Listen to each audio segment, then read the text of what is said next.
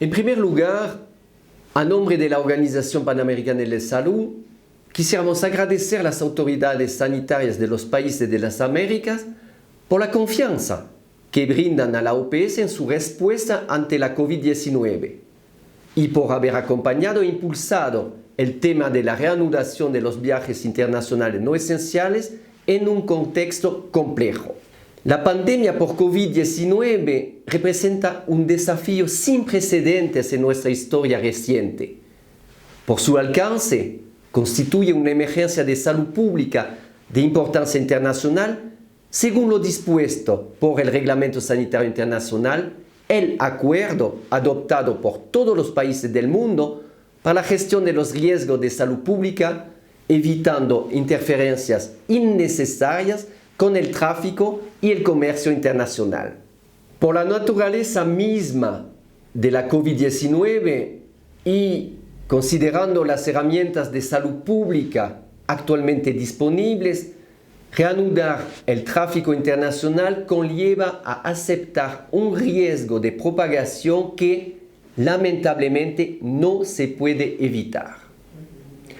Ello implica responsabilidades compartidas entre país de origen y país de destino, los operadores, así como la responsabilización de los viajeros debidamente informados sobre los riesgos. Reconociendo la soberanía de los países, las recomendaciones de la OPS tienen como objetivo instaurar un cierto nivel de armonización y solidaridad entre los estados, promoviendo el panamericanismo que caracteriza nuestra misión. La Organización Panamericana de la Salud no recomienda aplicar las pruebas de laboratorio al ingreso o a la salida de los viajeros internacionales, por las limitaciones de las tecnologías actualmente disponibles para las pruebas en individuos asintomáticos, por la baja sensibilidad de las pruebas en el periodo de incubación, los 3 a 5 primeros días, porque el individuo puede infectarse entre el periodo en que se tomó la muestra y el viaje,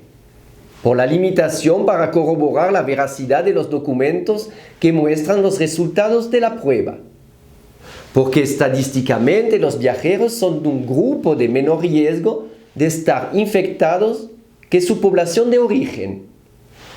En el contexto de los países con transmisión comunitaria de la COVID-19, los viajeros internacionales no representan un aumento significativo de casos en el país de destino.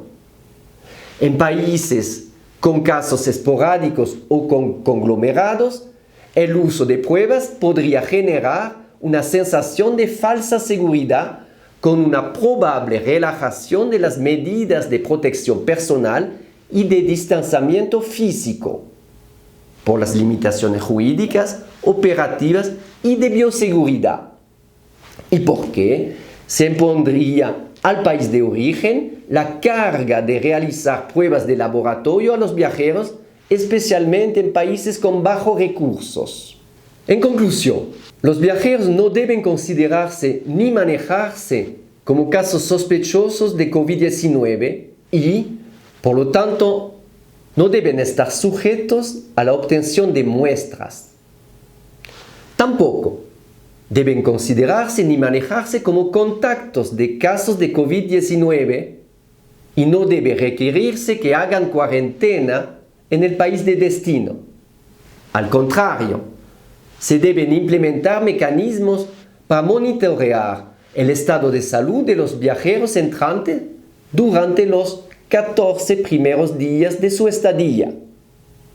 Se debe proporcionar al viajero información sobre la COVID y los servicios de atención en el país de destino. El viajero deberá cumplir a cabalidad con las medidas de prevención y atención aplicadas en el país anfitrión. El aeropuerto no es un hospital ni un laboratorio. Finalmente, sin lugar a dudas, estas recomendaciones contribuirán a facilitar tanto la reanudación de los viajes internacionales no esenciales como la reactivación de la economía, el tráfico internacional y el turismo en la región.